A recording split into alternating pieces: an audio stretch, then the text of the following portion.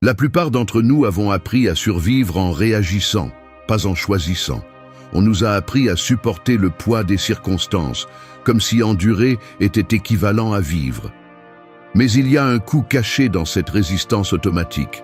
La fracture silencieuse du caractère, l'usure psychologique d'essayer de contrôler tout sauf ce qui compte vraiment. Le bien-être, bien qu'annoncé comme un prix, n'est pas un trophée que l'on atteint d'un coup, ni une promesse vide des livres de développement personnel. C'est une pratique quotidienne, une discipline mentale qui ne fait pas de concessions et exige une honnêteté brutale envers soi-même. Les anciens stoïciens n'ont pas écrit pour avoir l'air sage, mais parce qu'ils savaient ce qu'était la défaite, la perte et l'impuissance. Leur héritage n'est pas une recette magique, mais un entraînement. Maîtriser l'attitude, pas l'environnement. Répondre avec clarté, pas avec des impulsions. Aujourd'hui, au milieu du bruit et de la pression constante, il est facile de céder au chaos intérieur, de chercher des coupables, de se distraire avec des excuses. Ce qui est difficile, et ce qui fait la différence, c'est de s'arrêter, d'observer et de choisir avec rigueur mentale. Tu ne peux pas contrôler le monde, tu peux contrôler ton esprit. C'est la ligne qui sépare ceux qui répètent des schémas de ceux qui prennent le contrôle. Ici, nous ne parlons pas de perfection ni de promesses vides, mais d'habitudes que l'on peut pratiquer. 10 mécanismes stoïciens pour construire une force intérieure et une tranquillité, non pas pour fuir la vie, mais pour l'affronter avec sérénité et courage. Si tu cherches le confort, ce n'est pas ton chemin.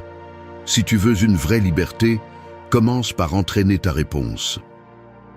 Respire avant de réagir. La vérité est que la plupart des gens réagissent comme des automates à toute provocation, comme si la vie leur devait une explication immédiate ou une issue favorable à leurs attentes. Vous n'avez pas de patience, vous n'avez pas de contrôle, et chaque fois que vous réagissez à un mot, un regard ou un contretemps, vous montrez que vous n'êtes pas maître de vous-même. Croyez-vous vraiment que vous pouvez parler de liberté si vous êtes esclave de vos premières impulsions? L'impulsion immédiate, cette étincelle qui vous pousse à élever la voix, à envoyer le mauvais message ou à prendre une décision dont vous vous repentirez une demi-heure plus tard, est le mécanisme mental qui vous maintient piégé dans le même cycle de faiblesse et de regret. Les gens se justifient en disant que c'est comme ça que je suis, que je ne peux pas m'en empêcher, alors que la réalité est que vous vous êtes habitué à vivre sans frein interne, sans ralentir le poids de l'émotion avant de la déverser sur le monde. Respirer avant de réagir n'est pas un conseil mou, ni une technique d'auto-assistance bon marché. C'est le premier filtre pour ne pas être marionnette de vos émotions. La pause, ce moment de respiration, ne vous rend pas moins courageux ni moins authentique. Au contraire, c'est une coupure radicale avec la routine du désordre. Il ne s'agit pas de faire semblant de ne pas ressentir de colère, de peur ou de frustration, mais d'avoir la force de soutenir ces sentiments, de les regarder en face et de décider s'il vaut la peine d'investir votre énergie en eux ou s'ils ne vont que fracturer davantage votre caractère. Les stoïciens ne cherchaient pas à éliminer leurs émotions, mais à éviter que les émotions ne les contrôlent. C'est aussi simple que cela. Celui qui ne s'arrête pas se trahit lui-même. La maîtrise de soi commence à ce moment inconfortable où vous pouvez sentir votre pouls s'accélérer et, au lieu d'exploser, vous choisissez de respirer. Parce que si vous n'êtes pas capable de tenir quelques secondes entre le stimulus et la réponse, vous ne serez pas non plus capable de changer quoi que ce soit de profond dans votre vie. N'attendez pas de ressentir une calme automatique. Cela ne viendra pas. Au début, la pause est inconfortable, presque insupportable, car votre esprit exige une gratification instantanée, exige d'avoir raison et de déverser le poids de l'émotion sur le champ. Mais cet espace qui semble d'abord inutile, est exactement l'endroit où commence le véritable entraînement mental. Chaque fois que vous l'appliquez, même maladroitement, vous brisez des années de réaction automatique. Vous construisez, pas à pas, le muscle invisible de l'autocontrôle, le seul qui compte vraiment quand tout le reste s'effondre. Personne ne va vous applaudir pour avoir respiré avant de répondre. Personne ne remarquera la bataille intérieure. Mais c'est là, dans cette seconde invisible, que se définit si vous êtes maître ou victime de vous-même. La plupart des gens n'essaient jamais parce qu'il est plus facile de se plaindre que de se contenir. Parce qu'il est plus confortable de blâmer le monde que d'admettre que la réaction était enfantine, précipitée, insuffisante. Vous n'êtes pas une exception. Si vous ne vous entraînez pas à la pause, vous continuerez à donner votre pouvoir à n'importe quelle circonstance, à n'importe quelle personne qui se mettra sur votre chemin. Il faut le dire clairement, celui qui ne respire pas, répète. Celui qui ne se retient pas, s'affaiblit. Alors, la prochaine fois que vous ressentirez l'impulsion de réagir, rappelez-vous ceci. Votre première réaction est presque toujours la moins digne de vous. Respirez. Gagnez le droit de choisir votre réponse, même si personne ne le voit, même si personne ne l'apprécie. Parce que ce n'est qu'alors que votre vie commence à cesser d'être une réaction en chaîne et devient une décision consciente. La force naît dans le silence entre le stimulus et la réponse. Ne la gaspillez pas. 2. Décide de ton approche chaque matin. Ton réveil sonne et la première chose que tu fais est de regarder ton téléphone. Sans y penser, tu es déjà en train de consulter des messages, des nouvelles, des notifications absurdes. Tout à coup, ton esprit appartient déjà aux autres, à l'urgence, à l'extérieur, à ce que tu n'as même pas choisi. Et tu n'es même pas encore sorti du lit. Ce n'est pas un hasard si la plupart de tes journées commencent chargées d'anxiété ou de fatigue mentale. Tu te lances dans le monde sans avoir décidé, ne serait-ce qu'une seconde, comment tu veux l'affronter. Le pilote automatique te traîne dès la première minute et ce qui se passe ensuite n'est qu'une réaction en chaîne. Tu penses que tu n'as pas le temps de choisir ton approche, mais la vérité est que tu te la voles à chaque fois que tu permets à l'extérieur de marquer ton ton intérieur. Le monde veut que tu réagisses, pas que tu décides. Il veut ton attention dispersée, ta volonté faible, ton esprit disponible pour n'importe quel stimulus. Si tu ne t'arrêtes pas, si tu ne te demandes pas quelle attitude tu vas cultiver aujourd'hui, tu deviens un reflet de ce qui se passe à l'extérieur et non de ce qui compte vraiment à l'intérieur. Il y a une habitude invisible, presque subversive, que les stoïciens défendaient, celle de commencer la journée en prenant une position intérieure, sans la laisser au hasard ni à la pression de l'environnement. Marc Aurèle écrivait dans ses méditations, avant de faire face à l'empire et aux difficultés quotidiennes, en se rappelant quel type de personne il voulait être et comment il réagirait face à l'ingratitude, à l'injustice, à la difficulté. Ce n'était pas de l'optimisme bon marché, ni de la magie de la pensée positive. C'était une déclaration d'intention contre le chaos. Cela signifie s'arrêter avant que le bruit extérieur ne t'atteigne et te demander, avec une brutalité honnête, d'où vas-tu vivre cette journée? Il ne s'agit pas de prédire ce qui va se passer, ni d'éviter le stress, mais de choisir, en toute conscience, le filtre à travers lequel tu vas regarder ce qui se produit. La différence entre une journée gâchée et une journée vécue se trouve dans ces 30 secondes de clarté avant que tout commence. L'esprit humain, par défaut, recherche le confort et la familiarité. Il te maintient dans les mêmes schémas de préoccupation, dans les mêmes plaintes, dans la même sensation que tout te dépasse.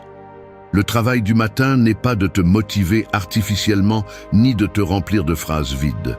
C'est de regarder de front les défis, la fatigue, l'incertitude et de décider si tu vas laisser cela te conditionner ou si tu vas exercer le droit inconfortable de choisir ta perspective.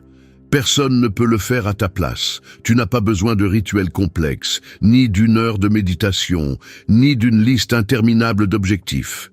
Tu as besoin de la conviction, même silencieuse, que ton état mental n'est pas à vendre chaque fois qu'un nouveau jour se lève. Ce que tu décides au réveil devient la racine de toutes tes réponses. Ce que tu ne décides pas finit par être décidé par l'inertie de tes émotions et par la pression de l'environnement.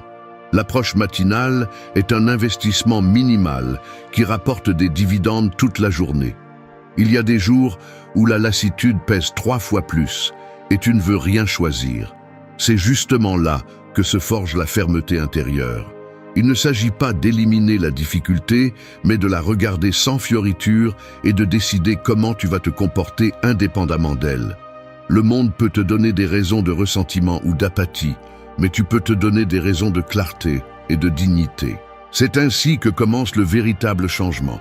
Non pas quand la vie s'améliore, mais quand tu améliores la façon dont tu l'affrontes. Ce n'est pas de l'auto-assistance, c'est de l'auto-affirmation.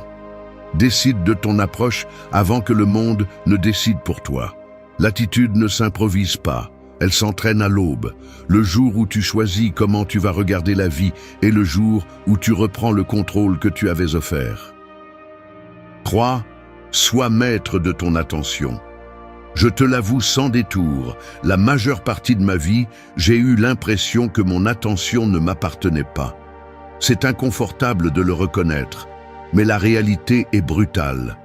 Il suffit d'observer comment, minute après minute, l'esprit s'immisce dans des conversations inutiles, ressasse des griefs passés, s'obsède sur des détails sans importance ou se perd dans des distractions qui n'apportent rien. Ce n'est pas seulement le bombardement de notifications ou les réseaux sociaux, c'est cette tendance presque addictive à abandonner l'important pour l'immédiat, l'essentiel pour le superficiel. L'attention, qui devrait être ton outil le plus précieux, finit par devenir un terrain de manipulation et de gaspillage. Ce n'est pas un hasard. Le monde moderne a transformé la dispersion en norme et la concentration en rareté. Mais la racine est plus profonde. Ce n'est pas seulement que l'environnement te vole ton attention, c'est que tu l'abandonnes toi-même sans trop lutter. Il existe un mécanisme mental qui s'active chaque fois que tu choisis de t'anesthésier avec des stimuli faciles, chaque fois que tu remets à plus tard une tâche inconfortable ou que tu permets à d'autres de définir tes priorités. Le résultat est une dette silencieuse. Tu perds la capacité de diriger ta vie parce que tu n'entraînes pas la discipline de te concentrer sur ce qui compte vraiment.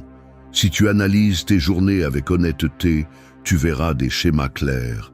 L'attention ne se disperse pas sans raison. Elle se disperse parce qu'il est douloureux de soutenir l'inconfort, parce qu'il est difficile de regarder en face ce qui exige un effort soutenu. Il est plus simple de sauter d'une distraction à une autre que de faire face au travail réel, à la conversation en attente, au silence inconfortable qui oblige à penser. Le problème est cumulatif. Chaque fois que tu renonces à décider sur quoi te concentrer, tu renforces cette fracture interne qui te rend de moins en moins capable de soutenir un but propre. L'environnement le sait et en profite, mais la première défaillance est personnelle. Le contrôle de ton attention n'est pas un luxe ni un truc de productivité. C'est la base de tout changement profond. À ce à quoi tu prêtes attention, tu donnes du pouvoir. Si ton attention est fragmentée, ta vie le sera aussi. Voici le filtre qui déforme ton expérience. Tu laisses l'extérieur dicter ton état intérieur et ensuite tu te demandes pourquoi tu n'as pas de paix ou de volonté. Les stoïciens l'ont compris bien avant l'ère de l'addiction numérique. Épictète disait que n'est pas esclave seulement celui qui obéit à un maître, mais celui qui ne peut gouverner ses propres pensées. L'esprit indiscipliné est un terreau fertile pour l'anxiété, pour la plainte, pour la dépendance aux stimuli extérieurs. Tu ne peux pas parler de liberté si ton attention est enlevée toutes les demi-heures par n'importe quoi qui se passe en dehors de toi. C'est ici que l'habitude stoïque devient radicalement pratique. Il s'agit d'établir de petites murailles internes, décider avec clarté et fermeté où tu vas mettre ton focus et le protéger comme s'il s'agissait de ta seule richesse personnelle. Il ne s'agit pas d'éliminer toutes les distractions car c'est impossible, mais de choisir consciemment quand et comment tu t'exposes à elles. C'est inconfortable au début parce qu'il semble que tu te perds quelque chose, mais ce que tu perds vraiment, c'est ta propre vie lorsque tu ne choisis pas dans quoi tu t'immerges. Fais l'essai, identifie pendant 1 heure quelle chose te distrait et questionne pourquoi tu leur laisses entrer. Tu verras que la plupart sont des habitudes automatiques, des routines mentales que tu ne remets jamais en question. Changer cela exige une décision inconfortable, presque douloureuse. Dire non à la satisfaction instantanée pour construire une attention plus forte. C'est ça la véritable autodiscipline. Soutenir l'inconfort de choisir le focus lorsque tout conspira pour te disperser. Un esprit dispersé est une vie en pilote automatique. Un esprit concentré est une vie délibérée. Tu peux choisir à quoi tu penses, mais tu peux aussi refuser de donner ton attention pour rien. Le contrôle de l'attention est l'entraînement invisible du caractère. Si tu ne la diriges pas, quelqu'un d'autre le fera pour toi. Personne ne peut te voler ce que tu ne donnes pas. 4. Libère-toi du résultat. Une main serre le dé avant de le lancer, les articulations tendues, la respiration retenue. Pendant un instant, tout le corps se prépare à l'issue. La rotation, le bruit sec contre la table, la chute finale du sort. Mais dès que le dé roule, dès qu'il quitte les doigts, le contrôle disparaît. Ce qui se passe ensuite n'est plus entre tes mains, même si toute ta tension veut s'accrocher au résultat. C'est ainsi que fonctionne l'esprit lorsqu'il s'obsède avec ce qu'il ne peut pas garantir. Tu presses, tu forces, tu t'épuises, comme si presser plus fort pouvait influencer ce qui est hors de ta portée. La vie est pleine de ces dés lancés. Une conversation que tu as préparée, un projet dans lequel tu as mis ton âme, une relation dans laquelle tu as investi des années. Tu fais ce que tu peux, tu donnes le meilleur de toi-même, mais au fond, tu veux une garantie que cela se passera comme tu l'espères. Tu vis enchaîné à l'issue, et cette chaîne est invisible, mais elle pèse. Elle pèse dans la mâchoire serrée, dans les épaules chargées, dans l'anxiété qui t'accompagne comme une dette qui ne se paie jamais. L'habitude stoïque de se libérer du résultat n'est pas de la résignation, c'est de l'intelligence émotionnelle appliquée dans son état pur. Il s'agit d'entraîner le muscle de lâcher prise sur ce qui ne dépend pas de toi, avec la même discipline que celle avec laquelle tu choisis les pensées que tu vas nourrir. Regarde tes mains après avoir fait ce qu'il fallait. Si tu continues à t'accrocher au résultat, tu perds de l'énergie et de la paix mentale. Si tu lâches prise, tu retrouves un espace intérieur que personne ne peut te ravir. Observe-toi lorsque tu termines une tâche. Est-ce que tu continues à passer en revue chaque possible échec, chaque réaction des autres, chaque futur hypothétique? C'est vivre hypothéqué au résultat. Et chaque jour que tu le fais, tu remets ta sérénité à des variables que tu ne pourras jamais contrôler totalement. Il ne s'agit pas de cesser de t'efforcer, ni de revenir au cynisme de « je me fiche de tout ». Il s'agit d'une maturité brutale. Tu agis, tu t'investis, mais tu te détaches du désir que le monde te rende exactement ce que tu attends. Les stoïciens appelaient cela ataraxie, l'imperturbabilité face à l'incertain. Tu la ressens quand, après avoir fait ce qu'il fallait, tu peux cesser de ruminer, cesser de vérifier ton téléphone, cesser de regarder du coin de l'œil la réaction des autres. C'est ce moment où, même si l'issue n'est pas parfaite, tu choisis de ne pas te punir, ni de te célébrer excessivement.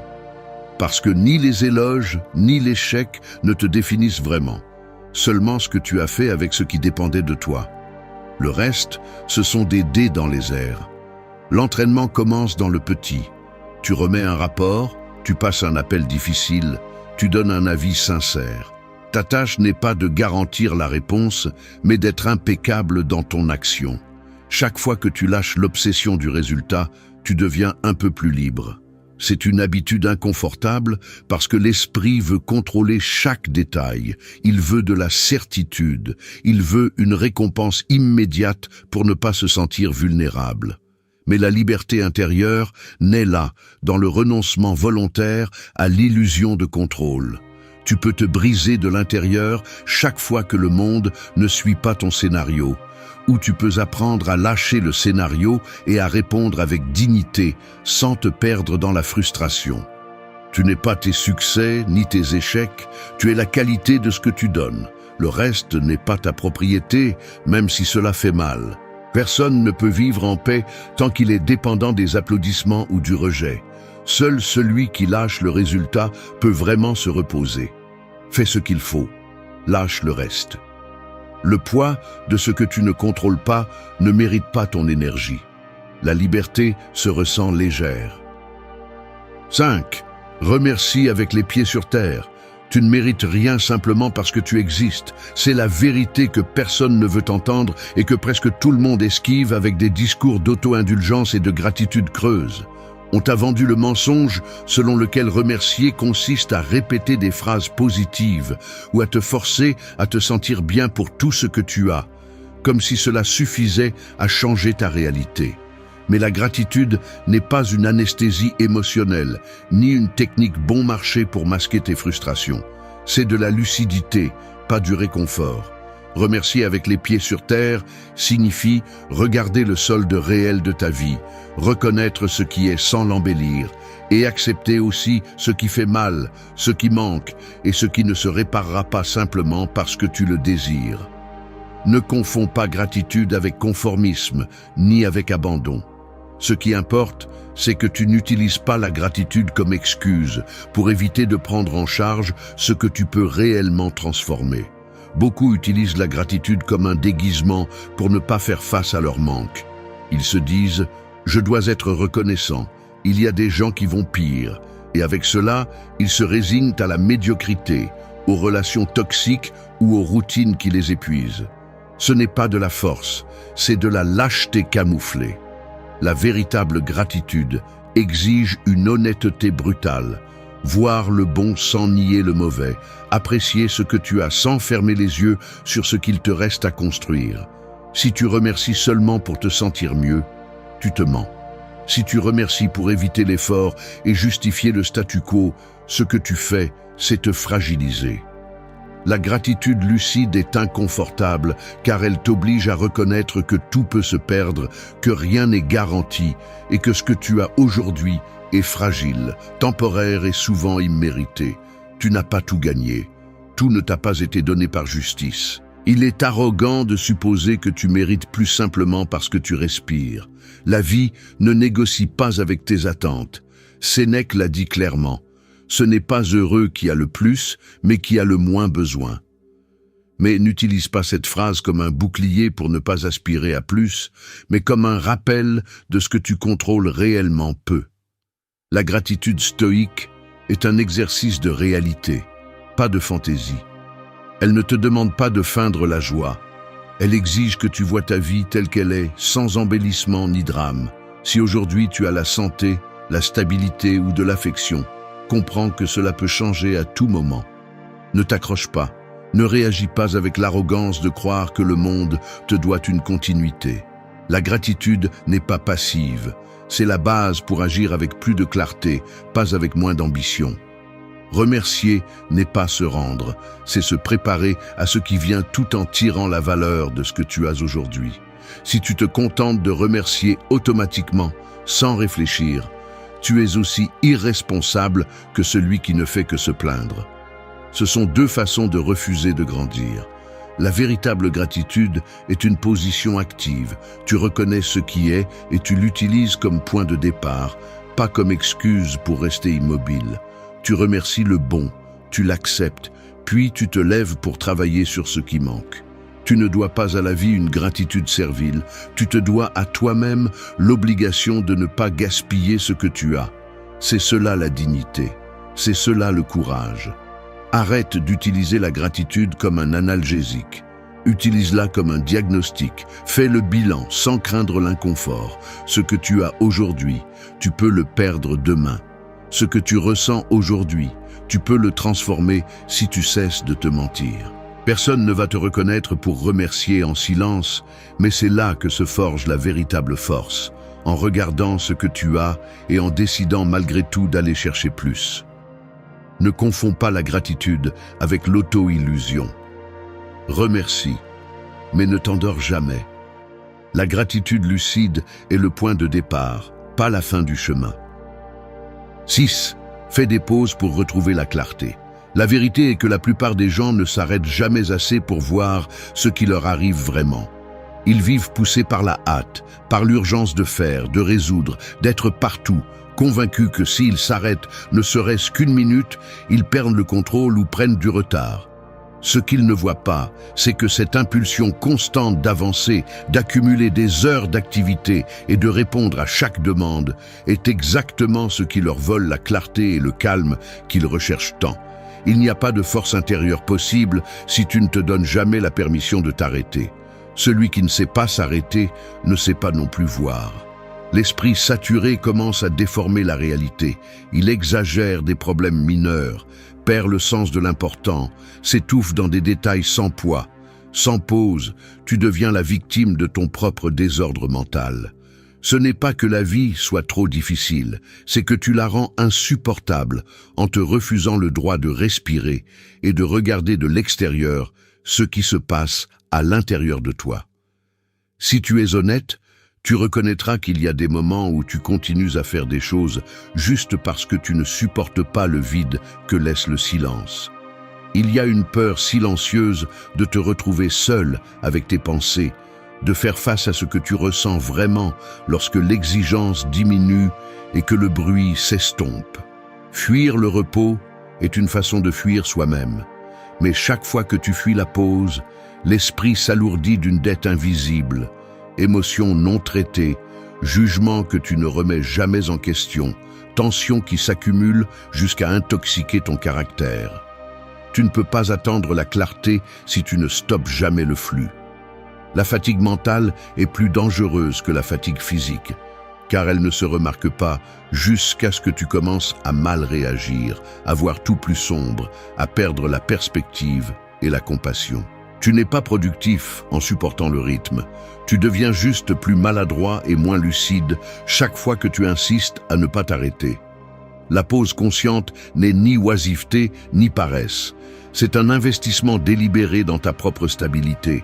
C'est arrêter la marche juste assez pour retrouver de la distance, pour observer le panorama sans la pression de l'urgence. Lorsque tu te donnes cette licence, même pour quelques minutes, le poids mental commence à se relâcher.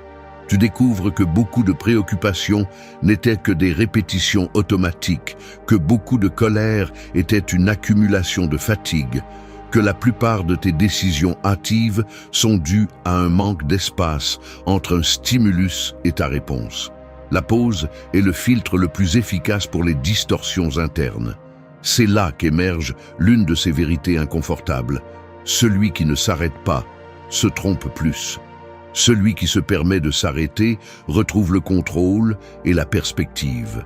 C'est inconfortable au début parce que l'habitude de l'auto-exigence va te crier de continuer, qu'il y aura bien le temps de se reposer après.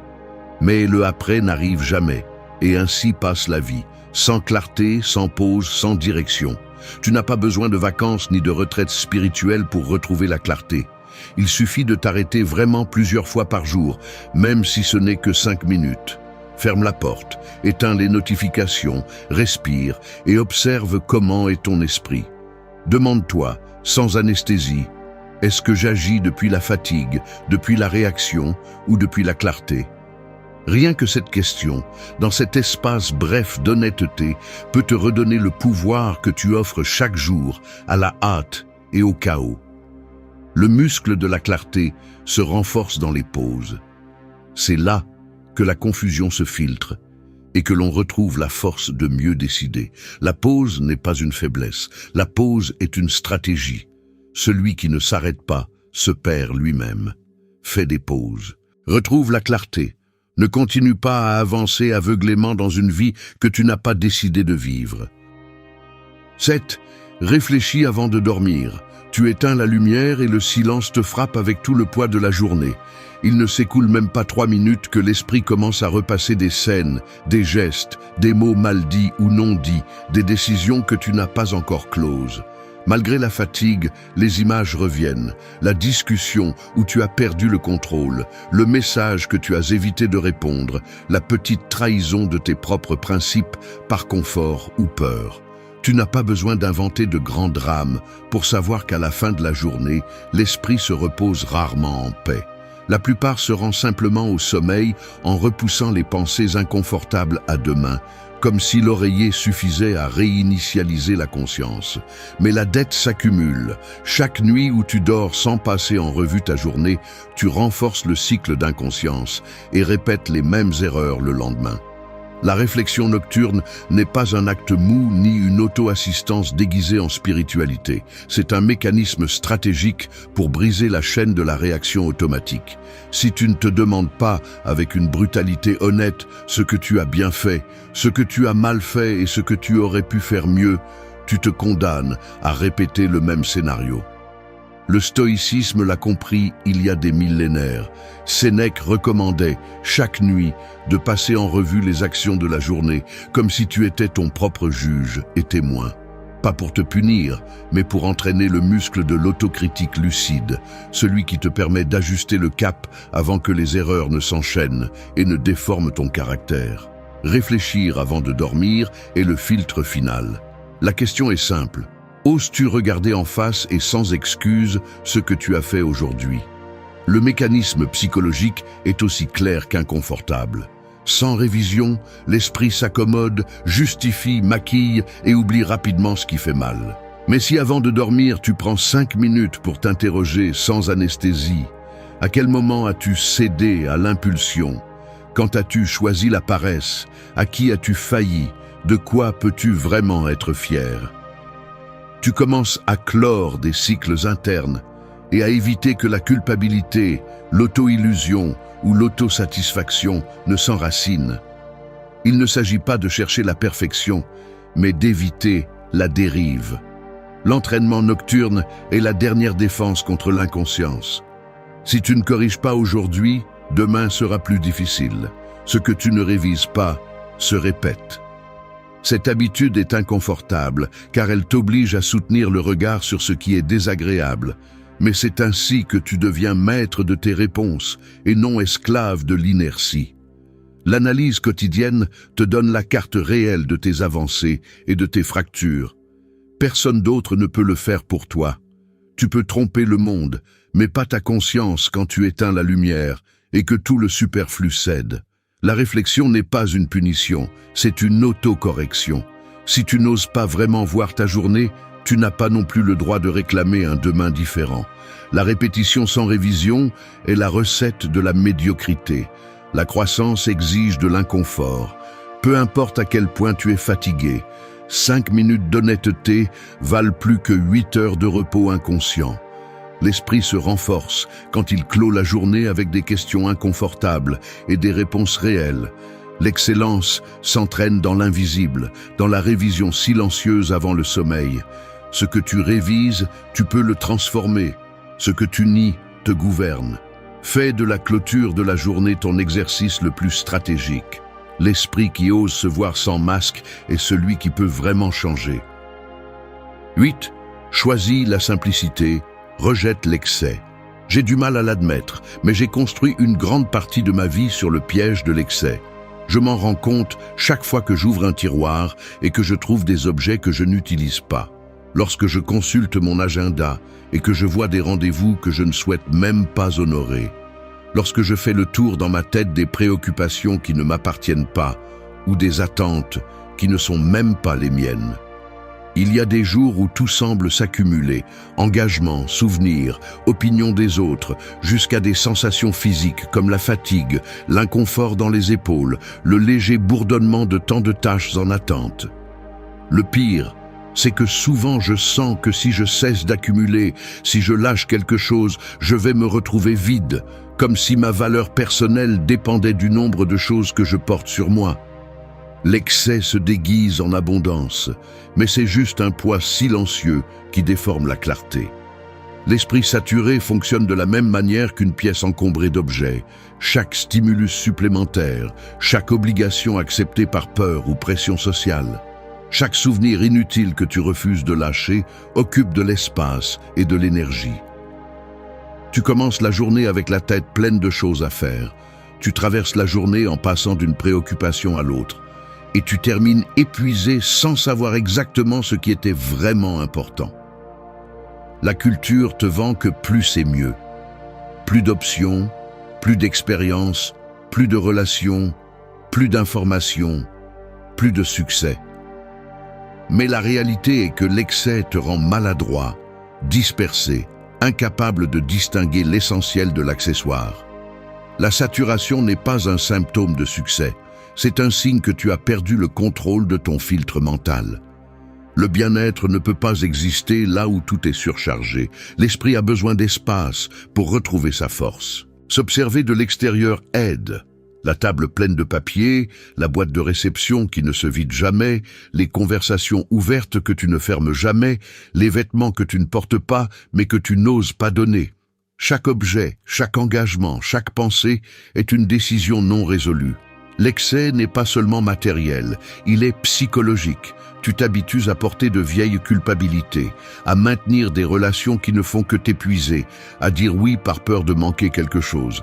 Mais le coût de ce ne rien manquer est de se perdre soi-même. Les stoïciens le savaient bien. Sénèque avertissait que la vie s'échappe pendant que tu la remplis de ce dont tu n'as pas besoin. La simplicité n'est pas pauvreté, c'est force sélective. Tu choisis ce qui a du sens et tu laisses aller tout ce qui vole de l'énergie et de la clarté. Pratiquer la simplicité est un acte de rébellion intérieure. Il ne s'agit pas de vivre avec le minimum, mais de couper avec l'idée que ta valeur dépend de combien tu accumules ou combien d'expériences tu peux montrer. La vraie force se construit dans l'espace que tu laisses libre pour l'essentiel. Tu peux noter la différence lorsque tu nettoies ton environnement et que tu commences à mieux respirer, lorsque tu refuses une invitation inutile et que tu ressens un soulagement dans ton corps, lorsque tu décides de ne pas donner ton avis dans toutes les conversations et que tu remarques que ton esprit devient plus léger. La simplicité n'est pas sacrifice, c'est une stratégie de survie mentale. Ne confonds pas abondance avec plénitude. Ce qui remplit souvent étouffe.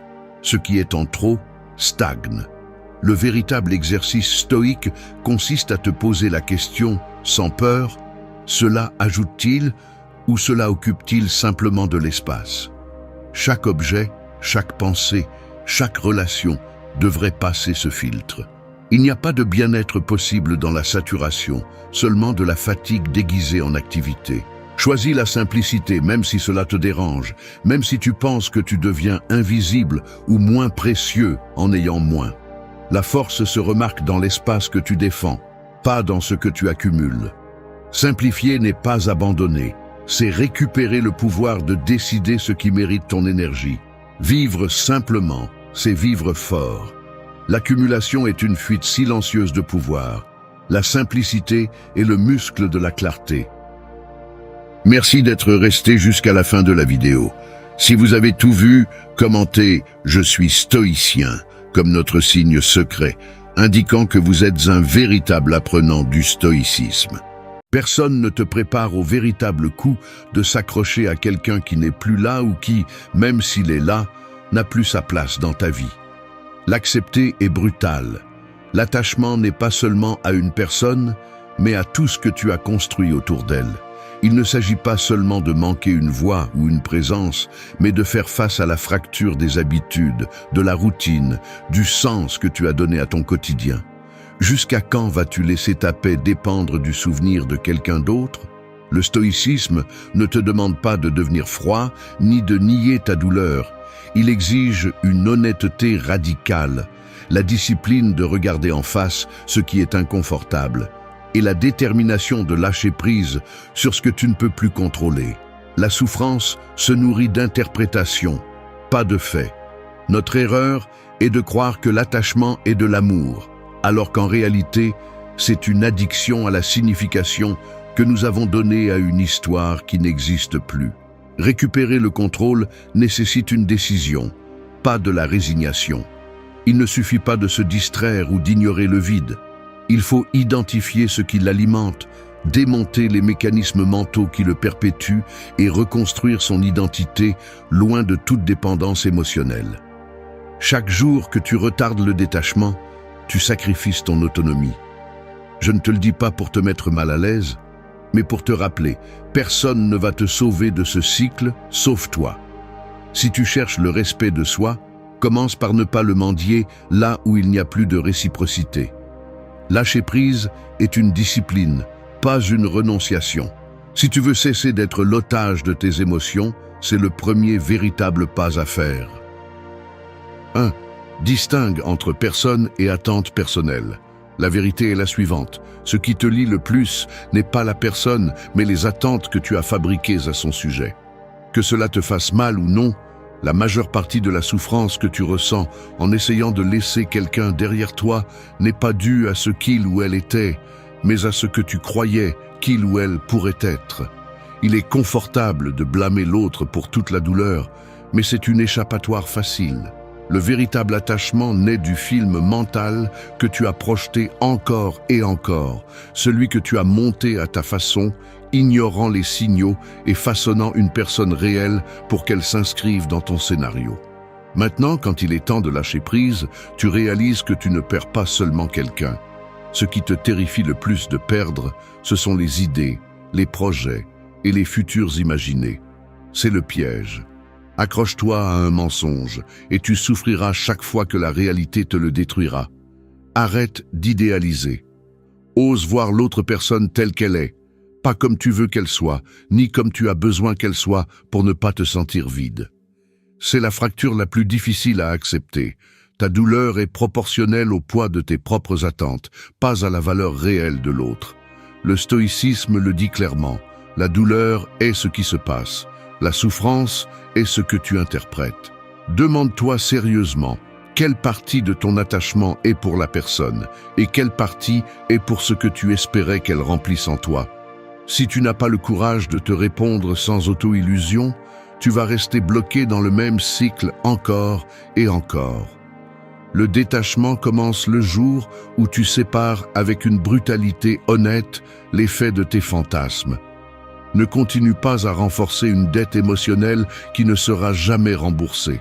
S'accrocher à des attentes non réalisées, c'est comme investir dans un compte qui ne génère que des pertes. Chaque jour que tu passes à penser à ce que cela aurait dû être est un autre jour où tu perds le contrôle sur toi-même.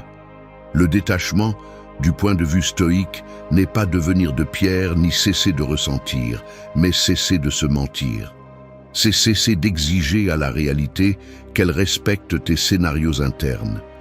Vas-tu continuer à nier que tu as toi-même alimenté ce monstre d'attente? Si tu veux vraiment la paix intérieure, tu dois l'éradiquer à la racine. Ne te cache pas derrière le déguisement du « c'est qu'il ou elle m'a fait du mal », car dans la plupart des cas, ce qui te détruit le plus, c'est le fossé entre tes désirs et la réalité. Il est temps d'y faire face. Tant que tu continues à mélanger la personne réelle avec la version idéalisée que tu as inventée, il n'y a pas de sortie possible. Tu dois démonter cette construction mentale, brique par brique. Observe les mécanismes que tu utilises pour justifier ton attachement. Chaque excuse est une fuite d'énergie. Chaque auto-illusion est un fardeau supplémentaire que tu choisis de porter. Le premier pas pour laisser aller est de séparer au scalpel la personne des attentes. Tu ne dois pas fidélité à une illusion, tu dois loyauté à ta propre clarté. Chaque fois que tu revives ce qui aurait pu être, tu t'enchaînes un peu plus. Ne te détruis pas en t'accrochant à une image qui n'existe que dans ta tête. Choisis de voir les choses telles qu'elles sont, pas comme cela t'arrange pour te sentir moins seul. C'est ainsi que tu reprends le contrôle, démasque tes attentes, accepte-les comme les tiennes et laisse-les partir. Ne blâme pas l'autre pour ne pas avoir rempli ce que tu as seulement imaginé. La paix arrive lorsque tu cesses de négocier avec l'impossible. La liberté commence là où se terminent tes illusions. 2. Réinterprète la signification de ta souffrance. Tu te réveilles un matin comme un autre et la première chose que tu fais est de regarder ton téléphone.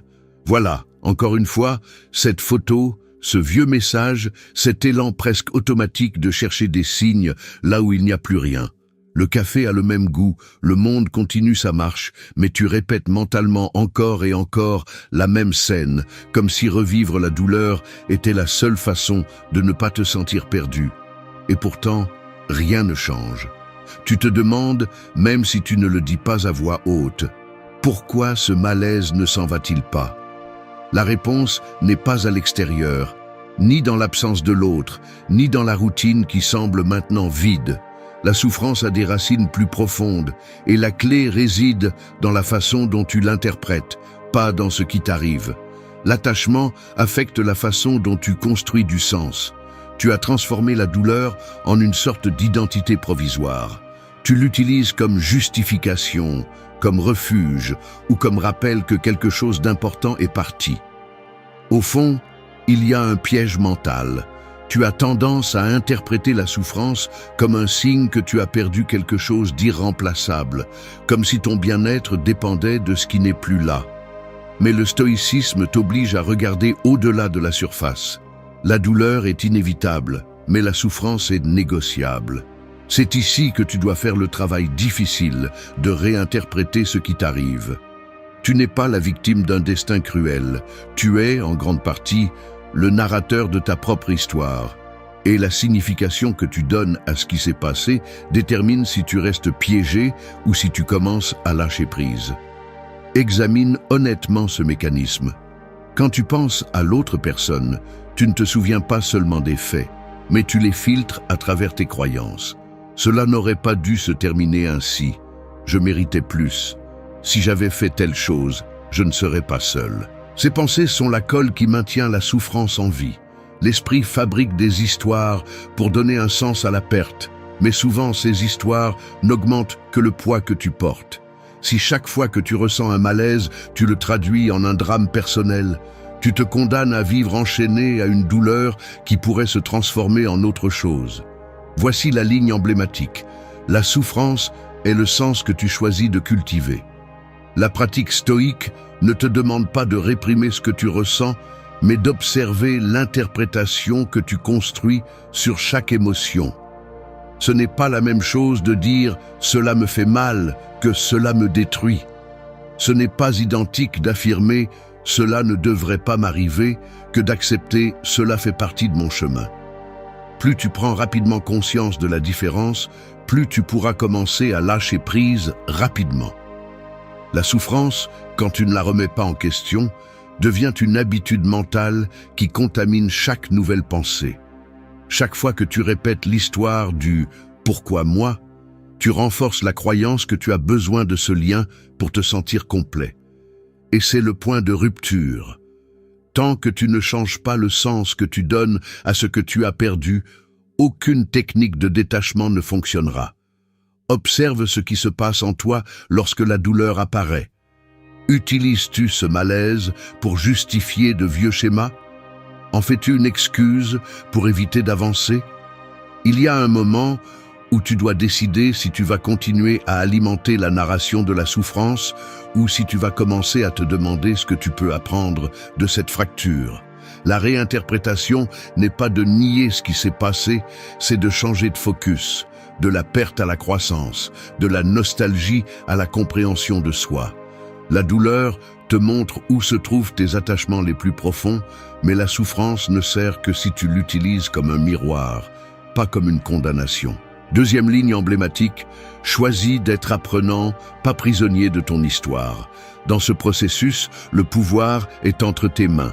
Tu peux rester à tourner en rond sur ce qui te manque, ou tu peux utiliser chaque douleur comme un rappel que tu as la capacité de redéfinir ton expérience. Ce n'est pas facile, ni rapide, mais plus tôt tu transformeras le sens de ta souffrance. Plus vite, tu retrouveras la liberté intérieure que tu croyais perdue. 3. Identifie les habitudes qui alimentent l'attachement. Je te le dis sans détour. Identifier les habitudes qui nourrissent ton attachement est un exercice inconfortable, presque humiliant. Il y a une partie de toi qui sait déjà lesquelles elles sont, mais tu les maintiens quand même, comme si elles te donnaient une forme de contrôle ou de réconfort bon marché. Tu es surpris de répéter de petites routines qui te lient. Consulter son profil, relire de vieux messages, construire des excuses pour chercher un contact indirect, recréer mentalement des conversations qui ne vont jamais se produire. Il ne s'agit pas seulement d'actions externes. Bien plus corrosifs sont les automatismes internes, ces dialogues silencieux où tu justifies ta dépendance et te convaincs que tu as besoin de ce lien pour te sentir complet. Ici, L'autotromperie devient sophistiquée. Tu te dis que tu veux juste savoir s'il va bien, que ce n'est pas si grave, que c'est ainsi que fonctionne le deuil, et sans t'en rendre compte, chaque micro-décision renforce l'ancienne toile d'attachement. L'habitude est un investissement émotionnel. Chaque fois que tu cèdes à l'impulsion, tu donnes plus de force au conditionnement et tu laisses ton bien-être dépendre de facteurs que tu ne contrôles pas. Si tu le décomposes de l'intérieur, l'attachement est un circuit répétitif. Stimulus, réponse, soulagement temporaire, culpabilité ou vide. Et on recommence. Le problème n'est pas de ressentir de la nostalgie ou de la tristesse, mais ce que tu fais avec cette émotion lorsqu'elle apparaît. L'esprit recherche la gratification immédiate de revenir à ce qui est connu, même si cela implique de sacrifier ton autonomie et ta dignité émotionnelle. Le véritable défi est de reconnaître combien de tes habitudes quotidiennes sont conçues pour éviter la douleur de l'absence, et combien ne sont que des habitudes apprises qui ne te servent plus. La sincérité brutale commence lorsque tu acceptes qu'il y a des gestes, des routines et même des mots que tu répètes par inertie, non par besoin réel. À ce stade, ta tâche est de t'auditer, observer chaque réaction automatique et te demander si elle te rapproche de la liberté ou t'enferme davantage. Beaucoup d'habitudes d'attachement ne sont pas évidentes. Certaines prennent la forme de rituels apparemment innocents. Écouter la même chanson, passer par les mêmes endroits, garder des objets qui n'ont de sens que pour l'autre personne. Mais le plus insidieux se trouve sur le plan mental. Planifier des scénarios hypothétiques, maintenir vivantes des conversations internes, imaginer des retrouvailles ou des fins alternatives. Chacune de ces habitudes, si petite soit-elle, est une brique de plus dans la structure de l'attachement. Il est inconfortable de l'admettre, car cela implique de démonter non seulement des souvenirs, mais aussi des mécanismes de survie psychique. Mais si tu ne les identifies pas, tu resteras condamné à répéter le même cycle en espérant des résultats différents. Phrase emblématique, tu ne peux pas guérir tant que tu répètes les mêmes fuites d'énergie. Du point de vue stoïque, l'habitude est un entraînement du caractère. Chaque fois que tu choisis de ne pas nourrir l'attachement, lorsque tu décides de ne pas chercher d'informations, de ne pas tomber dans de vieux schémas, de ne pas recréer le passé, tu renforces ton muscle interne de contrôle de soi. Il ne s'agit pas de froideur, mais de discipline stratégique. Il s'agit de créer de nouvelles voies d'action qui remplacent les anciennes compulsions. Si tu reconnais que tes habitudes sont la matière première de ta souffrance, tu as entre tes mains le pouvoir de les redessiner. Fais-le avec rigueur. Observe l'impulsion, nomme-la, interromps le cycle et dirige ton attention vers autre chose, même si au début cela semble artificiel. La clé est dans la constance. Chaque petit changement est une victoire contre la dépendance. Phrase emblématique, tes habitudes décident si tu avances ou si tu t'enchaînes. Ce qui est inconfortable, c'est que personne d'autre ne le fera pour toi. Le stoïcisme ne promet pas une sortie facile, mais une sortie réelle. Identifie et démonte tes habitudes d'attachement si tu aspires vraiment à la liberté. 4. Récupère ton espace mental et émotionnel. Pense à ton esprit comme une maison envahie, chaque pièce saturée de cartons qui ne t'appartiennent pas, des objets étrangers empilés dans les coins, des meubles qui ne te représentent plus, occupant l'espace où tu pouvais autrefois te déplacer librement. Tout est imprégné de traces, de marques, qui ne s'en vont pas même en ouvrant la fenêtre. C'est ainsi que se présente ton espace mental et émotionnel, lorsque tu laisses le souvenir de quelqu'un d'autre l'occuper entièrement, érodant peu à peu ton sentiment d'appartenance à toi-même. Tu marches parmi des pensées empruntées, tu trébuches sur des émotions non résolues et, sans t'en rendre compte, tu finis par vivre dans une sorte de dépôt où tes propres désirs et projets sont acculés par le poids de ce qui n'est plus là. Dans la pratique quotidienne, cela se traduit par des gestes automatiques. Tu te surprends à revisiter des lieux que vous partagiez, à toucher, sans le vouloir, la même chanson, à répéter des mots ou des expressions qui t'ont marqué un jour. Chacun de ces actes est une façon de céder un territoire intérieur, de permettre à la figure de cette personne de continuer à dicter le scénario de tes jours. Le détachement réel commence au moment où tu réalises que ton espace intérieur n'est pas un musée de souvenirs, ni un hôtel pour maintenir vivante une histoire qui est déjà terminée. C'est un terrain en constante construction, et maintenant il te revient de nettoyer, de jeter ce qui ne sert plus, et de te réapproprier chaque recoin. Le premier pas, inconfortable mais indispensable, est d'observer attentivement combien d'attention volontaire tu continues à offrir à ce que tu as perdu. Quand tu remarques que ton esprit revient encore et encore à la même scène, que ton dialogue intérieur tourne autour de questions qui ne mènent nulle part, là tu as la preuve que tu n'as pas encore récupéré ton espace mental. Le stoïcisme te demande du rigueur. Chaque pensée est un investissement. Et si tu continues à investir dans ce qui te draine, tu te retrouves sans ressources pour créer quelque chose de nouveau. Il ne s'agit pas de forcer l'oubli, mais de décider, acte après acte, à quoi tu donnes la priorité dans ta conscience. Ligne iconique. Ton attention est ton bien le plus précieux. Ne la donne pas à la nostalgie. Il existe une discipline spécifique pour récupérer l'espace émotionnel. Cela signifie cesser de justifier des impulsions réactives, arrêter de chercher des raisons pour maintenir vivante la connexion et commencer à rediriger ton énergie vers ce qui compte vraiment. Il ne s'agit pas de bloquer les sentiments, mais de leur assigner une place. Ce qui a été a déjà rempli sa fonction. Chaque fois que tu interromps le cycle de revivre la même chose, même si ce n'est que pour quelques secondes, tu ouvres une porte à la possibilité de quelque chose de différent. Cela se remarque concrètement. Tu cesses de chercher des signes dans le quotidien. Tu arrêtes de recréer des conversations imaginaires. Tu ne nourris plus le drame intérieur. À la place, tu commences à te reconnecter avec des activités, des personnes et des projets qui te sont propres, même si au début, ils te semblent étrangers ou peu satisfaisants. Le détachement est inconfortable car il t'oblige à rester seul avec ce que tu es, sans le refuge de ce que tu as rêvé avec l'autre. Récupérer ton espace mental et émotionnel est un acte de respect de soi. C'est réorganiser les priorités, nettoyer les recoins de ta maison intérieure et reprendre le centre après avoir cédé la place à quelqu'un d'autre pendant longtemps. Cela ne se fait pas en un jour, mais chaque micro-décision compte. Éteindre le pilote automatique, détecter l'impulsion et choisir consciemment où tu veux investir ton énergie. Ligne iconique, récupérer ton espace, c'est récupérer ton pouvoir. La liberté n'est pas l'absence de souvenirs, c'est la pleine présence de toi-même dans ta propre vie. En fin de compte, le détachement n'est pas un vide, mais un espace récupéré pour grandir et recommencer à choisir. 5. Maîtrisez votre réaction face aux souvenirs et aux émotions. Vous ne devez pas de loyauté à vos émotions, vous devez de la discipline à votre réaction. C'est aussi simple que cela.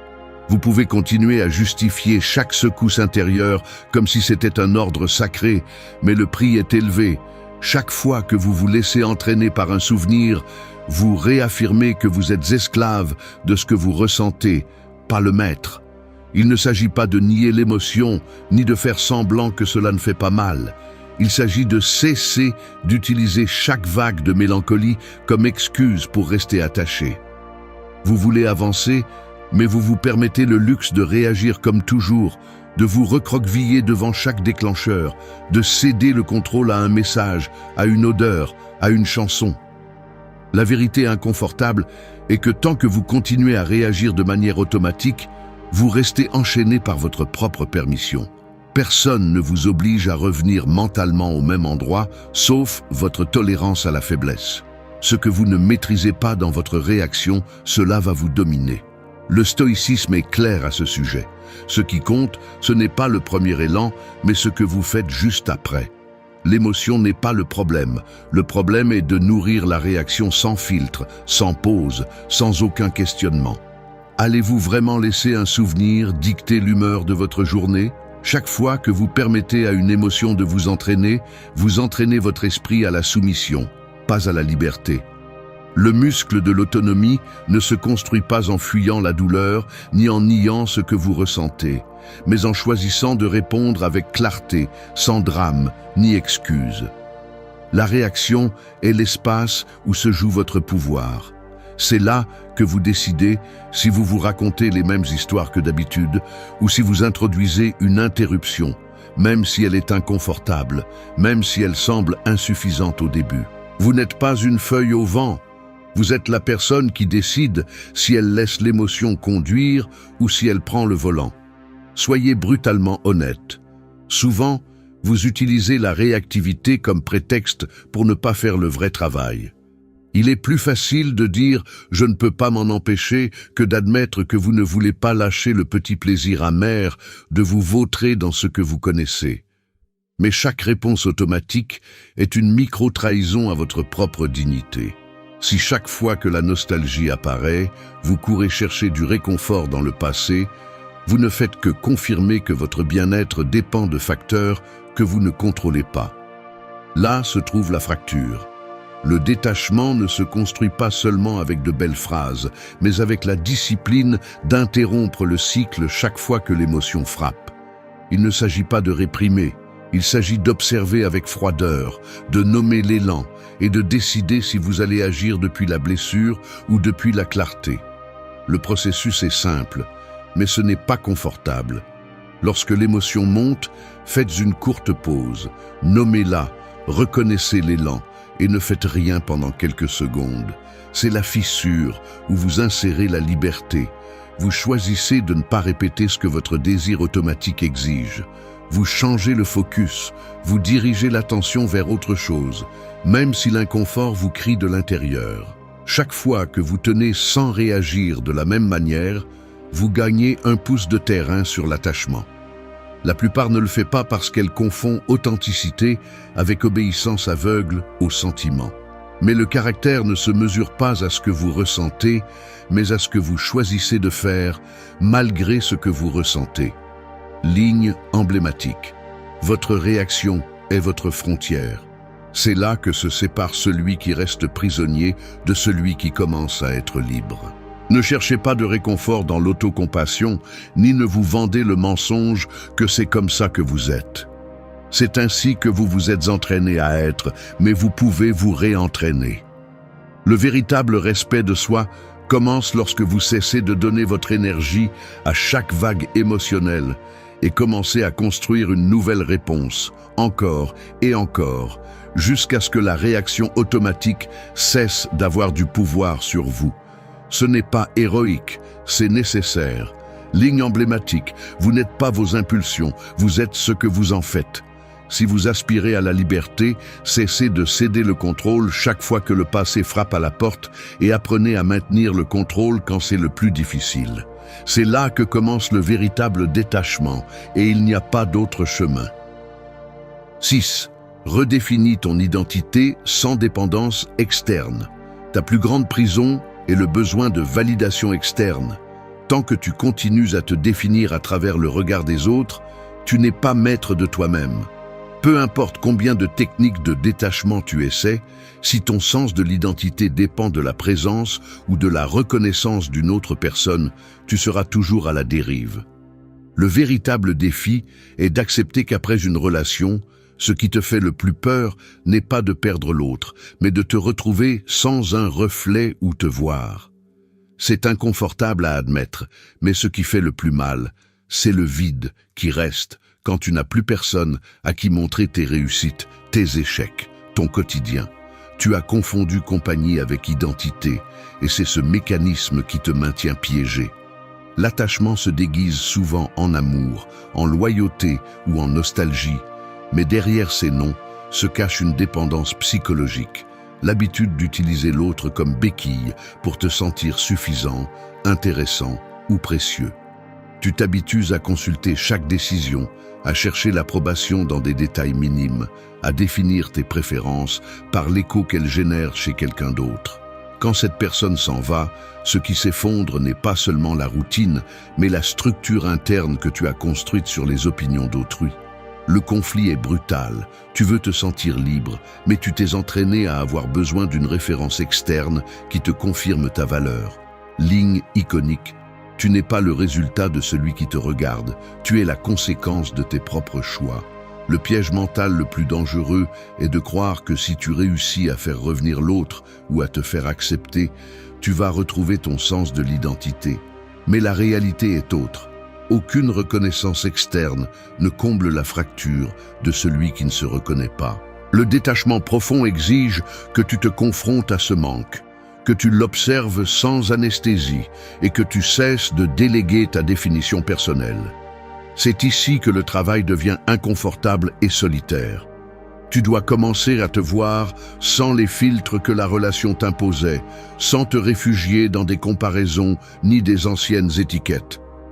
La question centrale n'est pas qui tu étais pour cette personne, mais qui tu es quand personne ne t'observe ni ne te valide. Le détachement est avant tout une reconstruction depuis le noyau.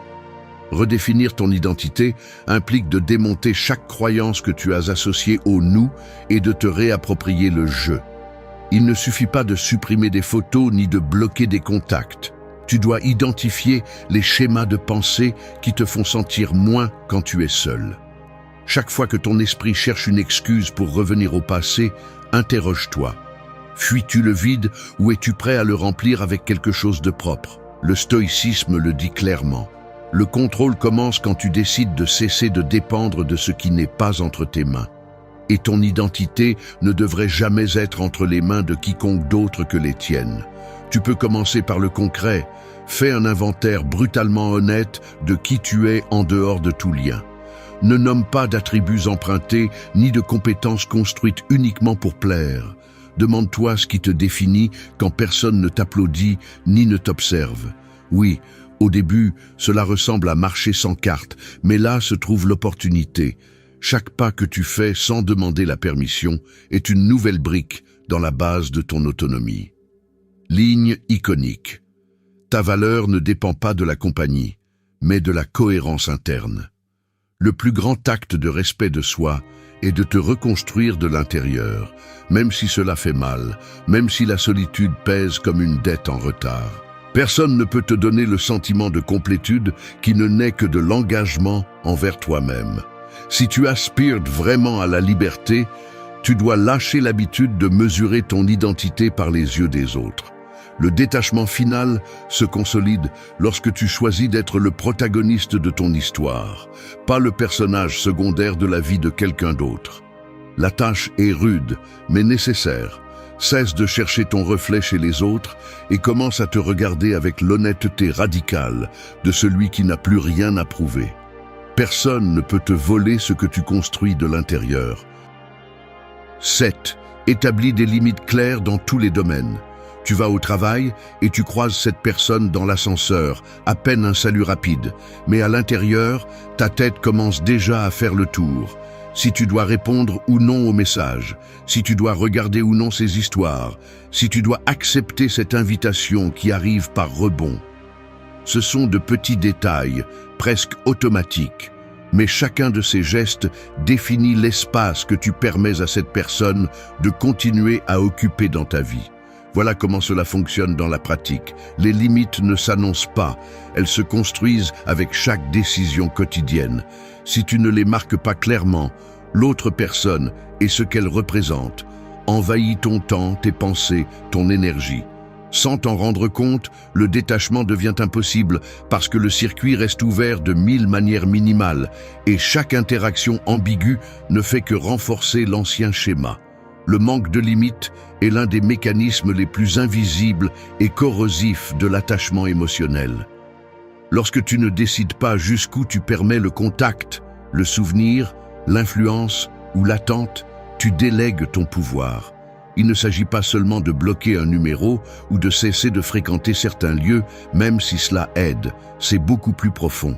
C'est établir un périmètre interne où tu définis avec rigueur ce que tu permets et ce que tu ne permets pas, même dans ton dialogue mental. La limite est la frontière entre ce qui te construit et ce qui te fatigue. Si tu laisses l'ambiguïté gouverner, tout geste aimable, tout message sans intention claire, toute excuse pour maintenir le lien, devient une fente par laquelle le passé revient s'infiltrer. La limite n'est ni punition ni vengeance, c'est une protection stratégique de ta paix. Beaucoup tombent dans le piège de penser que mettre des limites est un signe de froideur, comme si c'était un acte de rejet absolu. La réalité est autre. Les limites sont la base de tout respect de soi. Décider de ne pas répondre, de ne pas t'exposer à certaines situations, de ne pas permettre certains sujets dans les conversations, ce n'est pas fuir, ni nier l'émotion. C'est te prioriser. Le stoïcisme enseigne que le contrôle commence par ce que tu choisis de laisser passer. Si tu n'établis pas un cadre clair dans la relation, l'environnement le fera pour toi, et presque jamais en ta faveur. La limite est le filtre qui sépare ce qui ajoute de ce qui retire, ce qui t'aide à guérir de ce qui te tire vers le cycle précédent. Phrase emblématique. Sans limite, tout recommence. Le processus est inconfortable car il implique d'assumer que tu es responsable d'ouvrir ou de fermer la porte. Il n'existe pas de limite idéale qui fonctionne de la même manière pour tous. Tu dois auditer tes propres déclencheurs. Quels gestes, mots ou situations te font reculer? Quels accès dois-tu couper, même si cela fait mal ou met mal à l'aise? Ici, la stratégie compte plus que la volonté. Il est préférable de sembler distant pendant un temps que de rester prisonnier d'un lien invisible. Chaque petite décision compte, depuis cesser de consulter des profils jusqu'à demander explicitement qu'on ne te contacte pas pendant un temps. Chaque limite claire est un acte de dignité interne. Phrase emblématique. Le respect de soi commence là où la permissivité s'arrête. Il y a une différence radicale entre construire un mur et marquer un territoire. Le détachement mature n'est pas de s'isoler du monde, ni de diaboliser l'autre personne, mais de décider avec conscience et discipline quel espace tu lui assignes dans ta vie. Il ne s'agit pas de contrôler l'autre, mais de prendre en charge tes réactions et ton environnement. Sans limite, tout progrès est temporaire. Avec des limites, la paix devient durable. Le vrai travail consiste à les maintenir quand c'est le plus difficile, quand la tentation de revenir est plus forte que l'inconfort de garder ses distances. Au final, les limites ne sont pas seulement là pour te protéger de l'autre, mais pour te rappeler que tu ne veux plus vivre selon de vieux scénarios. 8. Choisis le respect de soi comme chemin quotidien. Aujourd'hui, je l'admets sans filtre. Parfois, je me lève, je me regarde dans le miroir, et la première chose que je remarque est une sorte de fatigue intérieure. Une fatigue qui ne vient pas du corps, mais de toute l'énergie que j'ai dépensée, sans m'en rendre compte, à essayer de ne pas me perdre dans les yeux de quelqu'un d'autre. Je me surprends à repasser des gestes, à revoir des mots qui n'ont plus de destinataire, ressentant ce tiraillement inconfortable de vouloir me justifier face à une absence. Il y a des jours où même le café a un goût différent parce que l'esprit s'acharne à associer cette saveur à un autre rituel partagé. Et c'est là que je me rends compte, avec un mélange de honte et de clarté, j'ai laissé mon respect de soi devenir une monnaie d'échange pour acheter des miettes de validation. Le conflit est brutal, car il se ressent dans la peau, dans la façon dont tu changes ta posture quand tu sais que tu pourrais croiser cette personne, dans la manière dont tu serres les mâchoires pour ne pas laisser sortir ce que tu voudrais vraiment dire. Ce n'est pas une théorie abstraite, c'est la réalité de chaque geste qui révèle combien tu te valorises ou combien tu te vends pour ne pas vouloir déranger. La scène se répète dans les détails les plus minimes. Tu réponds aux messages rapidement, tu ajustes ton ton pour ne pas sembler trop distant ni trop désespéré, tu choisis tes vêtements en pensant à l'opinion qu'ils pourraient susciter. Chaque micro-décision est un rappel que le respect de soi n'est pas un grand discours, mais une somme d'actions inconfortables que personne ne voit. C'est attendre les transports en commun et ressentir l'envie de vérifier ton téléphone juste pour voir s'il y a un message, même si tu sais que tu ne devrais pas. C'est rester silencieux dans une conversation pour éviter les conflits, avalant tes propres opinions pour ne pas perdre le peu d'espace que tu crois avoir dans la vie de quelqu'un. C'est l'usure silencieuse, l'accumulation de petits renoncements qui, ensemble, finissent par éroder la dignité intérieure. Personne ne t'oblige à céder du terrain, mais tu le fais quand même, convaincu qu'ainsi tu souffres moins, même si en réalité tu ne fais que retarder le moment d'affronter le vide. Le respect de soi n'est pas quelque chose qui se décrète à haute voix, il se construit chaque fois que tu choisis d'agir en cohérence avec ce que tu sais que tu mérites, même si cela signifie supporter la solitude ou le silence inconfortable. Il ne s'agit pas de s'imposer aux autres, ni de devenir rigide, mais de cesser de te trahir dans les petites choses. C'est répondre quand tu veux vraiment, pas par peur de perdre le lien. C'est maintenir tes limites même si ta voix tremble. C'est te permettre de ressentir la douleur sans l'utiliser comme excuse pour te rabaisser. La discipline du respect de soi est la plus rude, car personne ne se soucie de savoir si tu la respectes ou non. Seul toi paie le prix de l'ignorer. Ligne emblématique. La dignité se mesure dans les détails quotidiens, pas dans les discours. Il y a une image qui ne me lâche pas. Le poids de chaque décision que tu prends pour plaire, pour éviter le conflit, pour retenir ce qui n'est déjà plus là.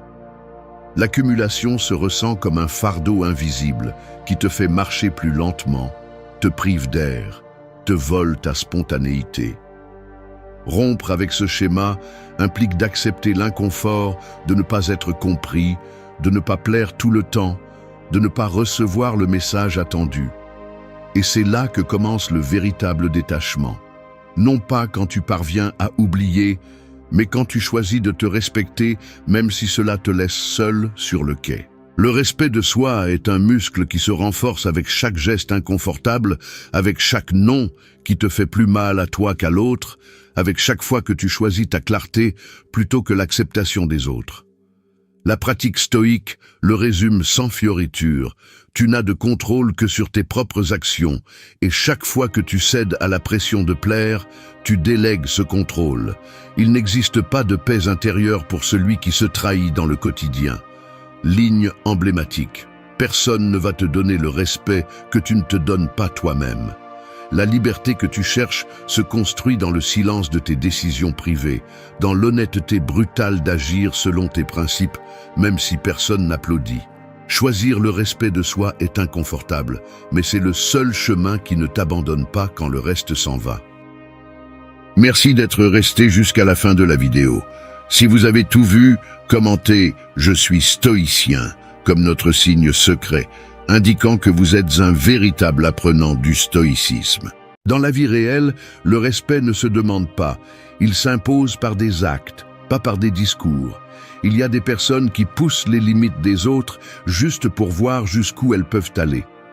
Si jamais tu as ressenti comment quelqu'un franchit cette ligne invisible et que tu restes paralysé, te justifiant ou cherchant à adoucir le coup, tu sais exactement de quoi je parle.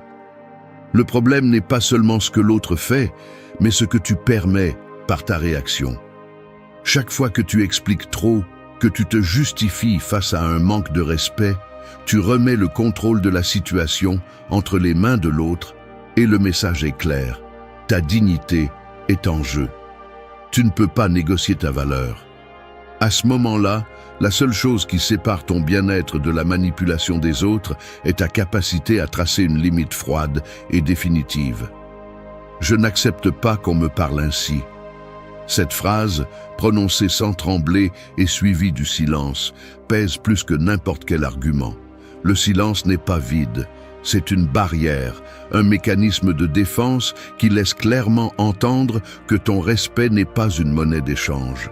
La plupart des gens ne supportent pas le poids de ce silence, car ils dénudent leur stratégie et leur renvoient le miroir de leur propre comportement.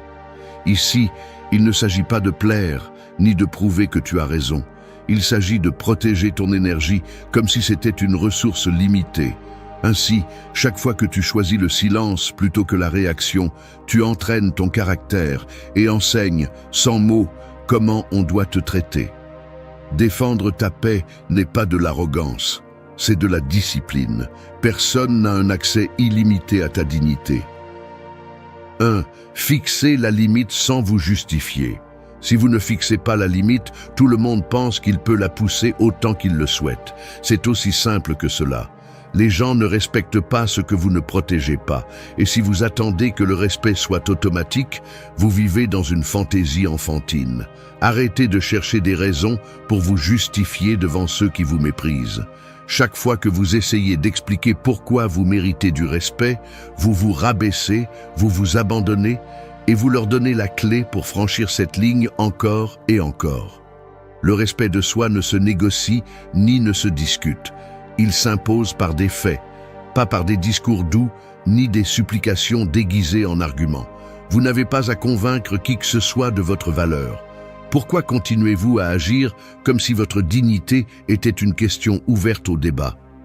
L'erreur la plus courante est de croire que vous devez justifier chaque limite, comme si l'autre personne avait droit à une explication ou pire encore, à une seconde chance après vous avoir piétiné. Non. Une phrase suffit, ferme et contenue. Je n'accepte pas qu'on me parle ainsi. Vous la dites une seule fois, sans tremblement dans la voix, sans fioriture et surtout sans ajouter d'excuses ni de longues histoires qui affaiblissent votre position. Si on vous lance une grimace, un rire nerveux ou un commentaire sarcastique, restez dans le silence absolu. Ne nourrissez pas le cycle. Ne tombez pas dans le piège de nuancer votre limite pour que l'autre ne se sente pas mal à l'aise. Chaque mot supplémentaire est un recul, une invitation à tester jusqu'où ils peuvent vous pousser avant que vous ne craquiez. La vérité inconfortable est que celui qui franchit vos limites le fait parce qu'il a déjà vu que votre réaction est faible, prévisible ou complaisante. Si vous vous justifiez, vous devenez complice de votre propre épuisement émotionnel. Le silence, après avoir fixé la limite, est le véritable coup. Vous faites clairement comprendre qu'il n'y a pas d'espace pour négocier votre respect. Le silence met mal à l'aise l'abuseur, l'oblige à se confronter à lui-même et lui montre que son pouvoir s'arrête là où commence votre fermeté. Ce n'est pas de l'orgueil vide, c'est de l'autocontrôle. Vous cessez de donner votre énergie émotionnelle à ceux qui ne l'ont pas méritée. Comprenez-le une bonne fois pour toutes. Le respect que vous recherchez à l'extérieur naît de la limite que vous maintenez à l'intérieur. Si vous n'êtes pas capable de supporter l'inconfort de déranger, vous ne briserez jamais le schéma qui vous maintient piégé dans des relations malsaines. Vous n'avez pas à expliquer votre fatigue, votre colère ou votre désir qu'on vous parle bien. Celui qui ne le comprend pas en une seule phrase ne le comprendra pas même si vous lui écrivez un essai. C'est ainsi que l'on entraîne le muscle de la dignité. C'est ainsi que l'on coupe l'accès à votre paix intérieure. La limite ne se supplie pas, elle s'établit. N'expliquez pas votre respect, faites-le ressentir. 2. Parle clairement, puis garde le silence. Cela t'arrive au travail, en famille, dans la rue ou même avec quelqu'un que tu considérais proche. Une phrase malveillante, un commentaire cinglant ou une attitude qui te laisse le cœur serré, comme si tu recevais une facture qui ne t'appartient pas. À ce moment-là, l'esprit commence à s'agiter, hésitant à répondre. Comment le faire si tu vas faire trop de bruit ou si tu es trop sensible? L'impulsion de clarifier, de te justifier ou d'adoucir ce que tu ressens se déclenche comme un réflexe appris après des années à vouloir maintenir l'harmonie à tout prix, même si cela implique de renoncer à ton propre bien-être. L'inconfort pèse, mais la peur du conflit se déguise en prudence et tu finis par te taire ou pire, à laisser le manque de respect s'installer comme quelque chose de tolérable. La clé est de briser ce cycle automatisé où ta réaction ne fait qu'alimenter le schéma de l'autre. Parler clairement, une seule fois, sans fioriture ni hésitation, est bien plus difficile qu'il n'y paraît. Non seulement par peur de la réaction de l'autre, mais aussi à cause de la bataille intérieure. Cette partie de toi qui veut éviter l'inconfort à tout prix, même si le prix est ta propre dignité. Dire « je n'accepte pas que tu me parles ainsi » n'est pas seulement une phrase, c'est une déclaration que la négociation est terminée. C'est là que commence le véritable défi, résister à la tentation de continuer à parler, de t'expliquer, de chercher à ce que l'autre comprenne ou accepte ta limite. Si tu le fais, tu jettes par-dessus bord le travail que tu as fait pour la poser. Garder le silence, après avoir parlé clairement, est un acte de maîtrise de soi, de respect réel envers toi-même, même si l'inconfort te ronge de l'intérieur. Le silence est inconfortable, car il te confronte à l'anxiété de ne pas savoir comment l'autre réagira, mais c'est justement ce malaise qui renforce ton caractère. C'est ici que se musclent les émotions, où tu apprends à tolérer le poids de la tension sans céder. Il ne s'agit pas d'être froid ou indifférent, mais d'assumer la responsabilité de protéger ton espace psychologique. Chaque fois que tu te justifies ou que tu expliques trop, tu perds du terrain. Chaque fois que tu gardes le silence après ta phrase, tu regagnes du pouvoir et tu enseignes à l'autre que ta dignité n'est pas à vendre. Ne confonds pas silence et soumission. Le silence, lorsqu'il suit une déclaration ferme, est la ligne à ne pas franchir. La réaction de l'autre ne te définit pas. Ta réponse, si. Parlez clairement. Gardez le silence. C'est la structure qui transforme la dynamique. Le respect se construit dans l'espace où les autres comprennent qu'ils n'ont plus la permission de t'envahir. Personne ne peut discuter de ta valeur si tu ne la mets pas en jeu. La clarté et le silence sont tes meilleurs alliés. N'explique pas ce que tu as déjà clairement établi avec tes limites. Ta paix vaut plus que n'importe quelle approbation passagère. 3. N'explique pas ta décision à personne. Je te le confie, la plus grande partie de ma vie, j'ai ressenti une pression absurde à expliquer chacune de mes décisions, comme si le monde entier avait le droit d'auditer mes choix et de rendre un verdict. C'est un mécanisme si automatique que tu ne te rends même pas compte de quand cela a commencé. Tu sais juste que tu traverses la vie en portant une sorte d'obligation invisible de justifier chaque limite, chaque préférence, chaque non que tu dis. Et le pire, c'est que ce besoin de t'expliquer vient bien souvent de la peur de passer pour quelqu'un d'égoïste, de froid ou d'insensible, alors qu'en réalité, tu essaies simplement de protéger ton espace. Mais voici le problème, plus tu expliques, plus tu ouvres la porte à ce que les autres remettent en question ce que tu as déjà décidé. Tu deviens un otage de leurs opinions parce que tu leur donnes du matériel pour argumenter, pour négocier, pour te pousser là où cela les arrange. L'impulsion d'expliquer n'est pas innocente. C'est une stratégie inconsciente pour éviter de te sentir coupable, pour chercher l'approbation et surtout pour éviter cette brutalité d'inconfort qui apparaît quand quelqu'un est contrarié parce que tu as posé une limite. Il faut comprendre une bonne fois pour toutes que l'explication est, presque toujours, une faiblesse déguisée en courtoisie. Quand tu décides que ta limite est valable, mais que tu ressens le besoin de l'orner d'excuses, tu entres dans un cycle où ta décision dépend de la validation des autres. C'est comme si tu demandais la permission de te protéger. Combien de fois as-tu ressenti ce vide dans l'estomac juste après avoir donné une raison de trop? C'est le prix à payer. Chaque explication inutile est une fracture dans ton caractère, un signe que tu es encore attaché au désir d'être compris plutôt que respecté. Ici entre en jeu l'analyse froide. Si ta décision est cohérente avec tes valeurs, elle n'a pas besoin d'être expliquée. Celui qui exige des raisons derrière une limite claire ne cherche généralement pas de compréhension. Il cherche une faille pour affaiblir ta position. Ne pas expliquer ta décision n'est pas un manque d'empathie, c'est un filtre contre les manipulations. Si quelqu'un se sent mal à l'aise parce que tu ne justifies pas ta limite, cet inconfort appartient à l'autre, pas à toi. Le respect ne se négocie pas autour d'une table de débat, il se maintient dans la pratique quotidienne. Chaque fois que tu te tais après avoir posé une limite, tu entraînes le muscle de l'autonomie. Décider de ne pas expliquer est un acte de maturité émotionnelle. Tu n'as pas besoin de convaincre pour te tenir debout. La dignité n'a pas de note de bas de page. C'est la ligne emblématique. Ta décision ne nécessite ni permission, ni applaudissement. La seule explication dont tu as besoin est celle que tu te donnes à toi-même, et cela suffit. La véritable liberté émotionnelle commence quand tu cesses de justifier ce que tu as déjà décidé de protéger. 4. Le silence renforce ta position. Une porte en acier se ferme d'un seul mouvement, net et définitif. Pas besoin de grincer ni de craquer. Il suffit de ce bruit sourd et l'image est claire. Celui qui est dehors n'entre plus et celui qui est dedans décide de l'accès. C'est ainsi que fonctionne le silence lorsque tu marques ta limite. Ce n'est pas un vide inconfortable, c'est une barrière physique, palpable, qui coupe la conversation à la racine et laisse flotter le message. Jusqu'ici. Observe la scène.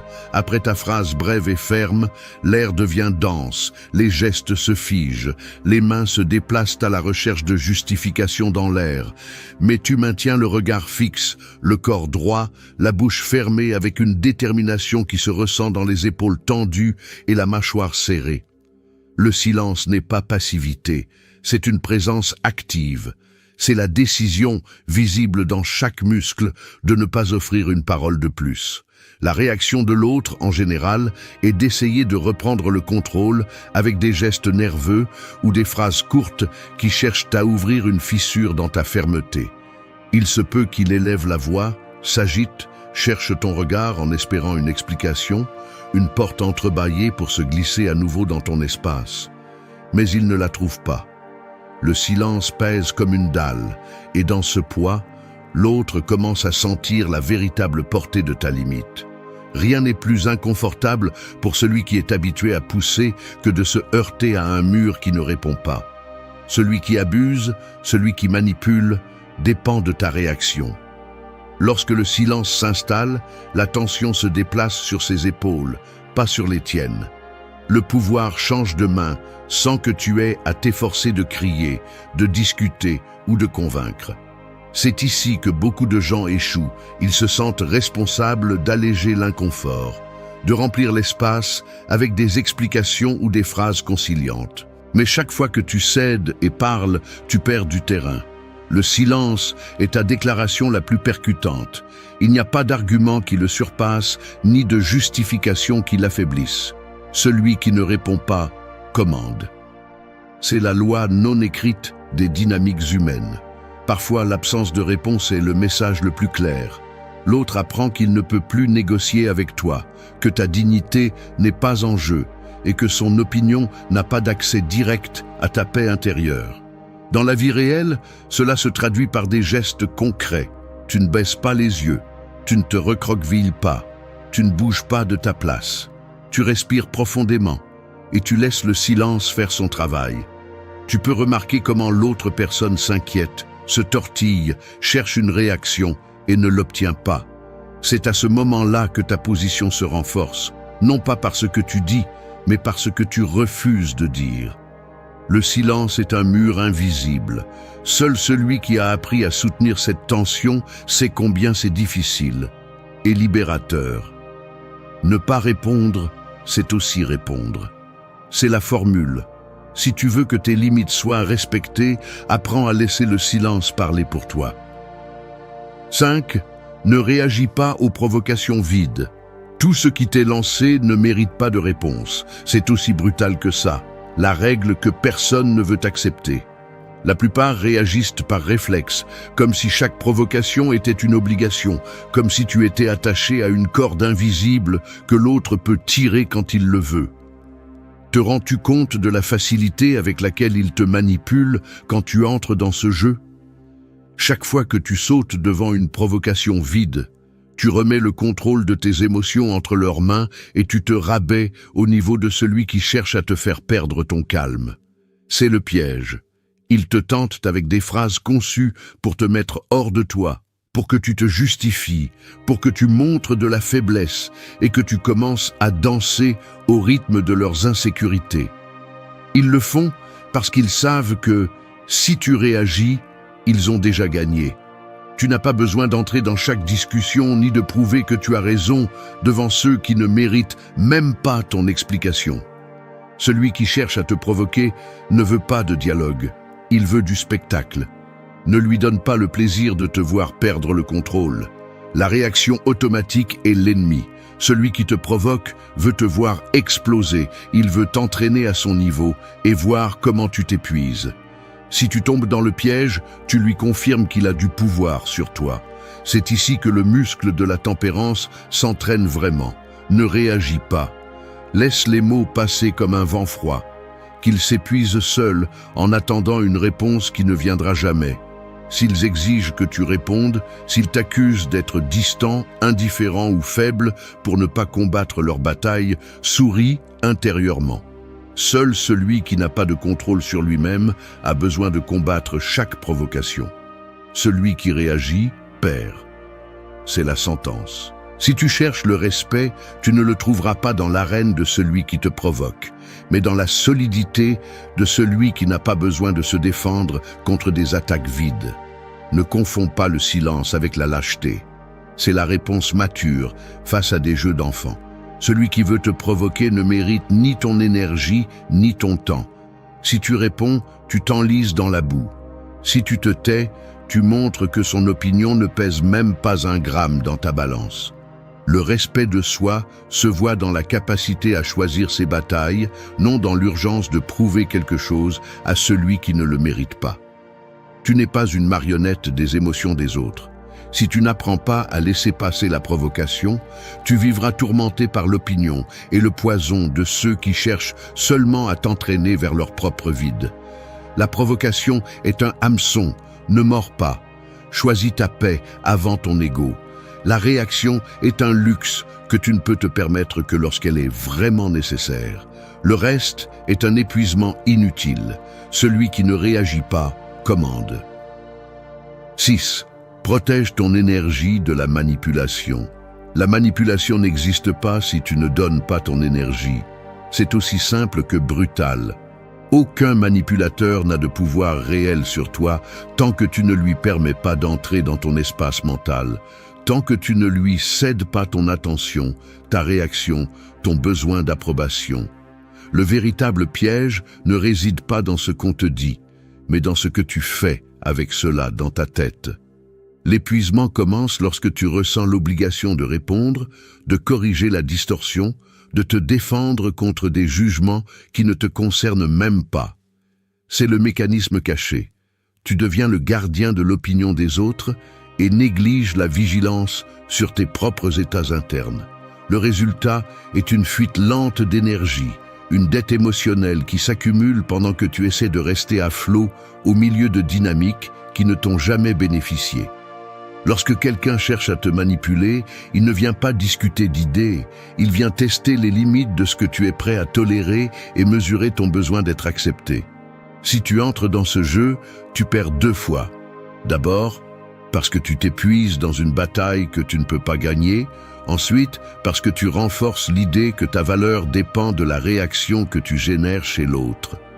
La peur de mal paraître, d'être vu comme dur ou distant, te fait baisser la garde et offrir des explications, alors qu'en réalité, tu devrais renforcer le filtre qui protège ton énergie. La manipulation ne commence jamais à l'extérieur. Elle surgit toujours de la fracture interne qui te pousse à mettre la validation des autres au-dessus de ta tranquillité. Il suffit que quelqu'un insinue que tu es égoïste, froid ou peu compréhensif, et immédiatement, tu actives le mécanisme de défense. Tu expliques, tu justifies, tu adoucis ta position même si cela implique de te trahir. Le véritable travail consiste à identifier ce reflet, cet élan automatique de vouloir prouver que tu es une bonne personne, même devant ceux qui n'ont pas d'intérêt réel à te comprendre. L'énergie émotionnelle n'est pas illimitée. Chaque fois que tu la donnes dans des scénarios de manipulation, il te reste moins pour ce qui compte vraiment. Tes projets, tes relations saines, ta paix mentale. Il faut apprendre à supporter l'inconfort de ne pas plaire, de laisser l'autre se sentir mal à l'aise avec ta limite, d'accepter que tout le monde ne va pas te comprendre ni t'approuver. Tout ne mérite pas de réponse, ni ton énergie n'est d'accès libre. C'est le mot d'ordre. La protection de ton énergie commence au moment où tu choisis dans quelle bataille tu investis ton temps et ton attention. Laisser passer la provocation, ne pas te laisser entraîner par le chantage émotionnel et rester ferme dans ta décision, même si on t'accuse d'être insensible, est un signe de maturité et non de froideur. L'autocontrôle s'entraîne chaque fois que tu priorises ton bien-être sur la compulsion d'expliquer ou de convaincre. Si tu veux que tes limites soient respectées, tu dois commencer par respecter toi-même la valeur de ton énergie. Ce n'est pas de l'égoïsme, c'est une responsabilité émotionnelle. Celui qui prend soin de lui envoie le message le plus clair. Mon énergie n'est pas une monnaie d'échange. Protège-toi d'abord. Ensuite, le monde comprend comment te traiter. 7. Le calme désarme le manque de respect. Tu es dans la file d'attente de la banque, un matin comme les autres, et quelqu'un derrière toi élève la voix de manière inutile, lançant un commentaire sarcastique sur la lenteur du service, s'adressant à toi comme si tu étais responsable du rythme du monde. L'inconfort est presque physique. Tu sens la pression dans la nuque, l'envie de répondre, de te défendre ou de rendre le sarcasme. Mais c'est ici que la mécanique interne des interactions humaines entre en jeu. Celui qui perd son calme perd le contrôle de la situation. La plupart tombent dans le piège de réagir, d'élever le ton ou de s'expliquer, comme si le respect dépendait d'un échange de mots ou d'une défense immédiate. Ce que presque personne ne voit, c'est que la véritable force réside dans le fait de maintenir son calme, car le calme n'est pas de la passivité. C'est un choix conscient qui change la structure du pouvoir dans la dynamique. Quand quelqu'un cherche à te provoquer, son attente est que tu entres dans le jeu, que tu répondes au même niveau et que tu t'épuises émotionnellement. Mais si tu restes ferme, sans élever la voix ni te justifier, l'autre se retrouve exposé face à son propre manque de contrôle. Le calme désarme car il annule la réaction qui alimente le cycle du manque de respect. Il n'a pas besoin d'explication, ne cherche pas de vengeance. Il définit simplement une frontière mentale.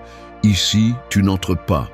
L'effort réel réside dans le maintien de cet état intérieur, car l'esprit veut sauter, veut se défendre, veut régler des comptes. Mais si tu t'observes une seconde avant de parler, si tu choisis le calme comme posture, tu coupes l'accès à ton énergie et laisses l'autre porter l'inconfort qu'il a voulu te provoquer. Le respect de soi se perçoit dans l'assurance. Le manque de réaction est le signe le plus clair que personne ne peut te traîner sur son terrain si tu ne le permets pas. Le calme n'est pas de l'indifférence, c'est la plus grande expression d'un autocontrôle stratégique. Il te permet d'analyser la situation, de voir les mécanismes qui opèrent et de décider où investir ton énergie. Celui qui répond avec sérénité laisse l'autre sans armes, car il n'y a rien de plus frustrant pour celui qui cherche à te blesser que de se retrouver face à un mur impassible. Le calme n'est pas une faiblesse, c'est une autorité intérieure. Ici se voit le véritable entraînement émotionnel. Tu ne permets pas qu'on te vole ton centre, tu ne laisses pas l'environnement décider de ta réaction. Le calme, soutenu sous pression, transforme l'interaction. Il rend obsolète la provocation et redirige le poids du moment vers celui qui a tenté de te déstabiliser. Ainsi, tu transformes chaque attaque en un rappel que le contrôle demeure là où tu décides. Le calme désarme l'irrespectueux car il l'affronte à son propre vide et te rend le contrôle de ton énergie. Il n'y a pas de respect sans autocontrôle. C'est la ligne invisible qui définit qui commande dans chaque interaction. 8. Ton respect n'est pas négociable. Parfois, je me surprends à repasser en silence des conversations qui n'ont même pas eu lieu, à répéter des réponses, à mesurer le ton, à imaginer l'expression de l'autre personne, comme si mon respect était mis à l'épreuve à chaque phrase que je prononce. Il y a une lourdeur dans la poitrine, une tension qui te pousse à serrer les mains ou à bouger les pieds sous la table, tandis que ton esprit calcule le risque de déranger quelqu'un en défendant ton espace. Tu sens comment le corps réagit, le regard se durcit, la mâchoire se contracte, et pourtant la voix intérieure hésite, se demandant si tu ne vas pas trop loin. Dans ces secondes, le temps semble s'étirer, et le simple fait de soutenir le regard sans baisser la tête devient un petit défi physique. Il y a une sorte de poids invisible, comme si chaque limite que tu poses coûtait de l'énergie vitale. Mais tu sais que céder serait encore plus coûteux. C'est ainsi que dans la réalité, on ressent le moment où tu décides que ton respect n'est pas négociable.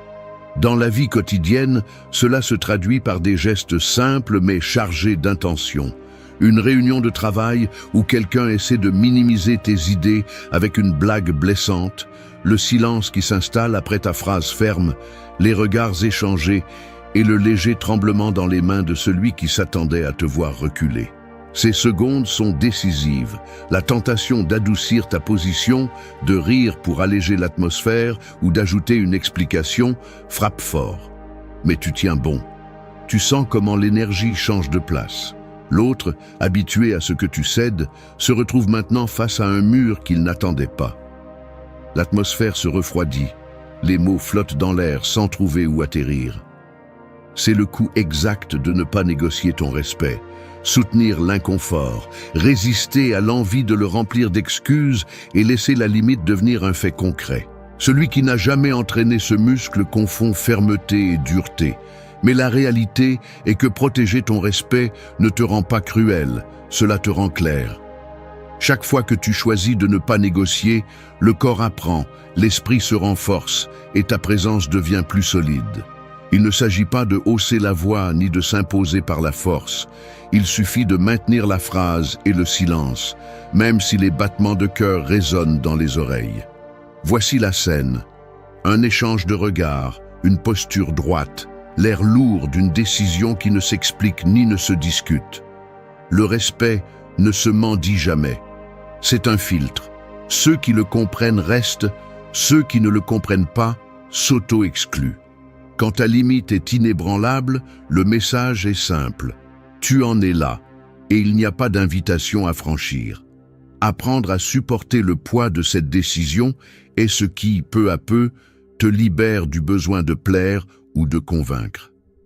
Celui qui ne négocie pas son respect ne perd jamais. C'est ici que se joue ton autonomie réelle. 9. Enseigne aux autres comment te traiter. La façon dont tu permets qu'on te parle, qu'on te regarde, qu'on te traite est comme un manuel d'instruction que tu remets, même si tu ne t'en rends pas compte, depuis le premier geste jusqu'au dernier mot.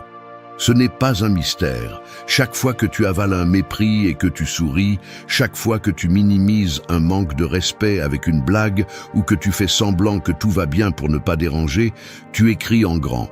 Ça va, tu peux recommencer. Ne te laisse pas tromper par l'excuse de la prudence, de l'empathie ou parce que tu ne veux pas de problème. En réalité, c'est du confort déguisé en vertu. Attendre que les autres devinent comment te traiter sans que tu le précises est comme attendre qu'on te rembourse une dette que tu n'as jamais réclamée. Le monde ne va pas lire dans tes pensées ni s'arrêter pour tes besoins non exprimés. Le respect s'enseigne, il ne se mendie pas. Cesse de penser que poser des limites est être hostile. Ce qui est vraiment hostile, c'est de permettre l'invasion et ensuite de se plaindre en silence, comme si tu étais une victime du hasard.